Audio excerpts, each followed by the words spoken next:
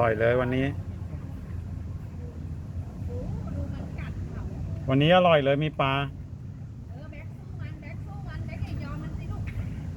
แบ็คไปไหนมานี่มากินเลยเร็วก็แอบหลอกมาเจอโลกขึ้นมาเฮ้ยเดี๋ยวสีแดงคุมเงิน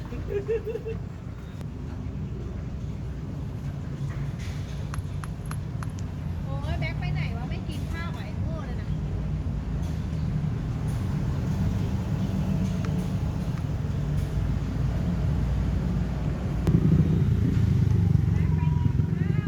หาทรายมาทีอะไร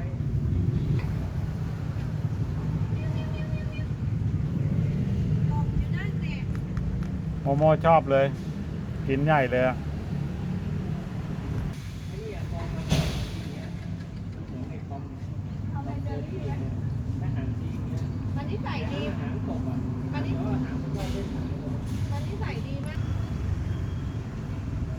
วนเขาเลยวนเขาเลยเขาไม่เล่นด้วยไง เขาไม่เล่นด้วยหรอก แรงเยอะมันไม่ได้ที่จอกจอก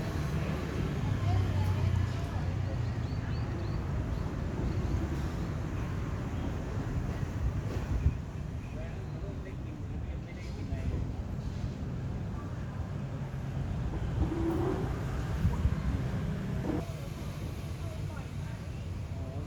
รอบบ้านเลย